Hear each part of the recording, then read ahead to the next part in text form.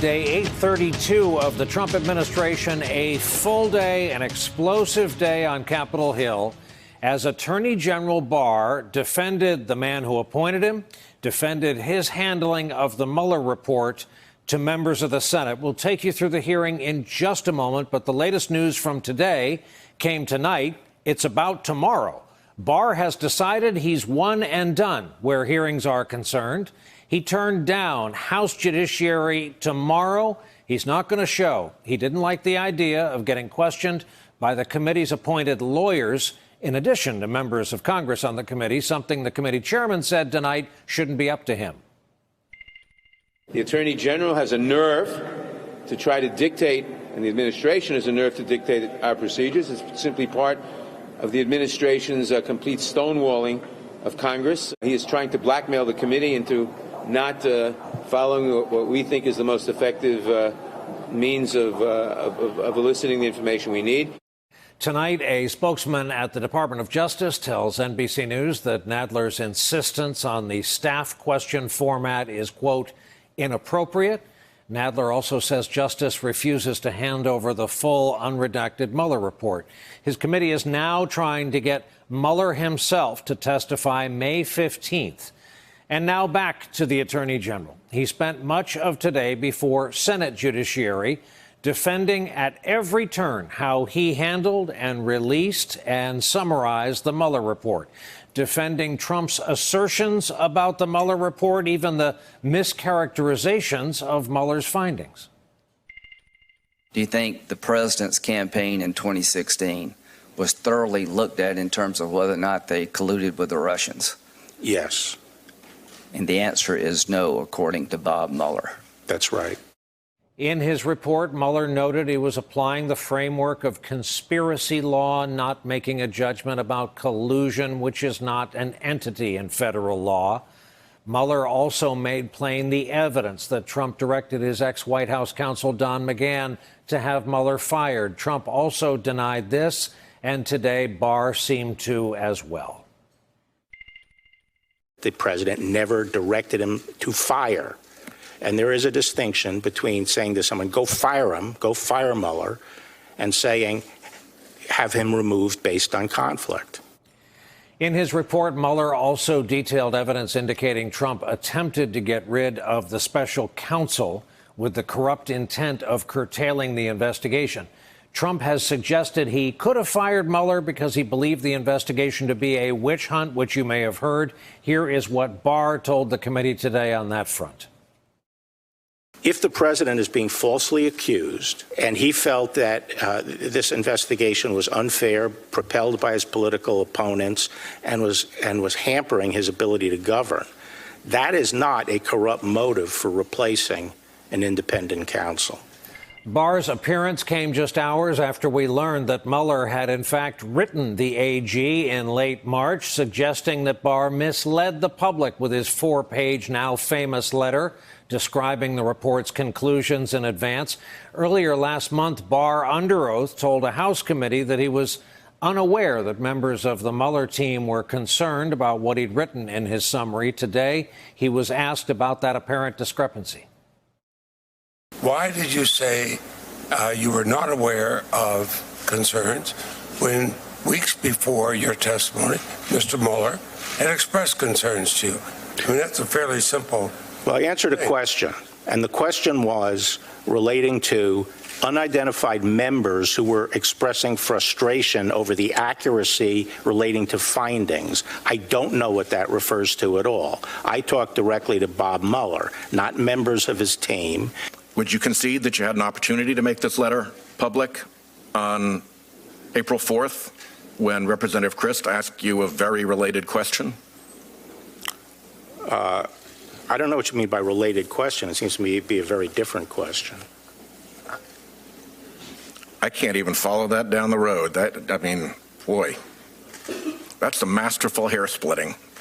On several different occasions, Barr seemed to diminish his friend of 30 years, Robert Mueller, calling him the equivalent of a U.S. attorney, which indeed Mueller was years ago, saying Mueller wasn't a career prosecutor. And then hours into the hearing, here's how he characterized the letter that Mueller had sent him. You know, the letter's a bit snitty, and I think it was probably written by one of his staff people. Another revealing moment today during withering questioning from former prosecutor turned Democratic Senator Kamala Harris, who asked Barr about his contact with the White House. Has the president or anyone at the White House ever asked or suggested that you open an investigation of anyone? I wouldn't. Yes or no? Could you repeat that question? I will repeat it. Yeah. Has the president or anyone at the White House ever asked or suggested that you open an investigation of anyone? Yes or no, please, sir? The president or anybody else? Seems you would remember something like that and be able to tell us. Yeah, but I'm trying to grapple with the word suggest. I mean, there have been discussions of matters out there that they have not asked me to open an investigation, but Perhaps they've suggested, I don't know. I wouldn't say suggest. hinted, I don't know. inferred. You don't know. Okay. Because elections have consequences, time for civics, Republicans run the Senate. And Lindsey Graham, who years ago was a withering Trump critic, is now a close Trump ally. He set the tone for the other Republicans on the panel. After all this time and all this money, Mr. Mueller and his team concluded there was no collusion. But when the Mueller report is put to bed, and it soon will be, this committee is going to look long and hard at how this all started. We're going to look at the FISA warrant process. What are you doing to investigate unauthorized media contacts by the department and FBI officials during the Russian investigation? We have multiple criminal leak investigations underway.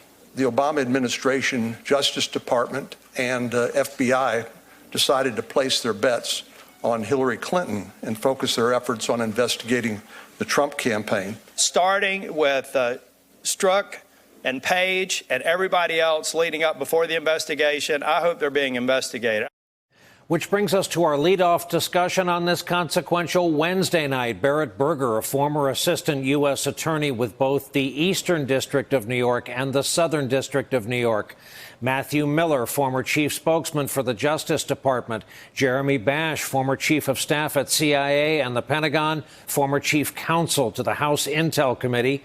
And Ken Vogel, veteran political reporter for the New York Times. Good evening and welcome to all of you. I know it's been a long day. Jeremy, if I might, I'd like to begin with you because you were here when this broadcast started over 2 years ago. Among our first guests, you've been along for the ride ever since. What did you make of today's hearing?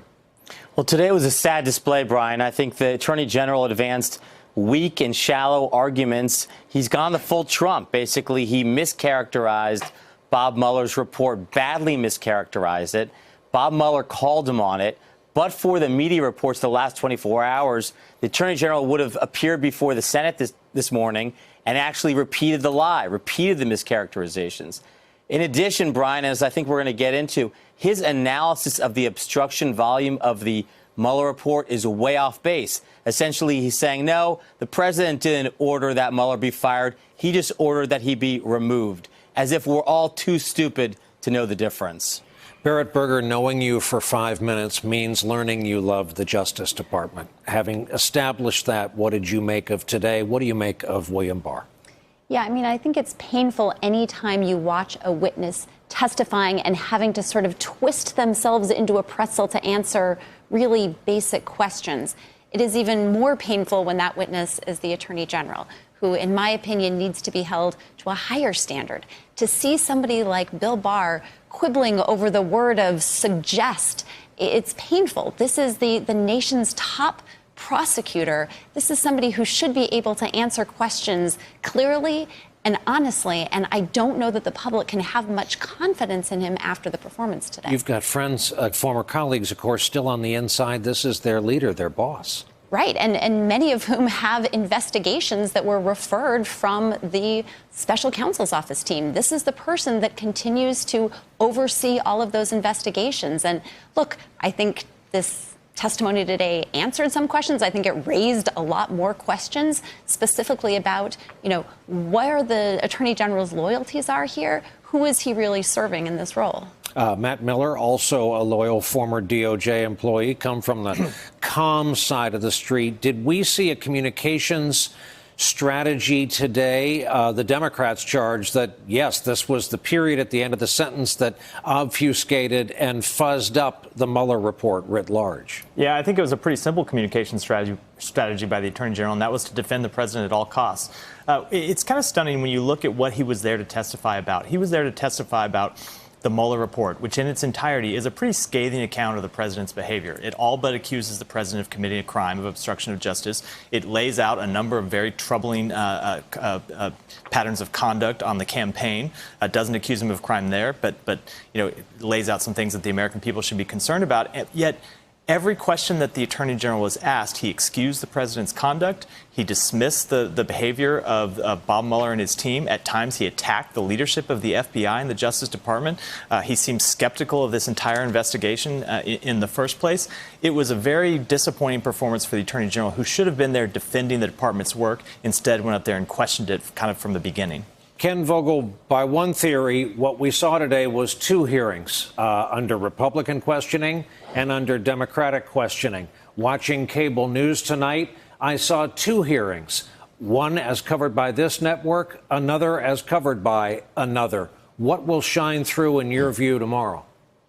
Well, I think Republicans definitely did provide fodder for Barr to present this alternative storyline. He did talk about spying. He echoed the president's claim. He didn't back down from the claim that he previously made, which echoed the president's claim that Trump's campaign was spied on, which a lot of career intelligence and law enforcement folks took issue with that term. He didn't back down from it. He also took the bait, not just took the bait. He talked at some depth about the investigations that he has launched at the Department of Justice into the origins of the Russia investigation, into possible FISA abuse. And we've heard a little bit from Rudy Giuliani and even from the president himself that they would like an investigation by Barr of Ukrainian meddling on behalf of the Clinton campaign. So these are the types of things that Republicans prefer to talk about, and they found a willing sort of response from Barr on those issues. Hey there, I'm Chris Hayes from MSNBC. Thanks for watching MSNBC on YouTube. If you want to keep up to date with the videos we're putting out, you can click subscribe just below me, or click over on this list to see lots of other great videos.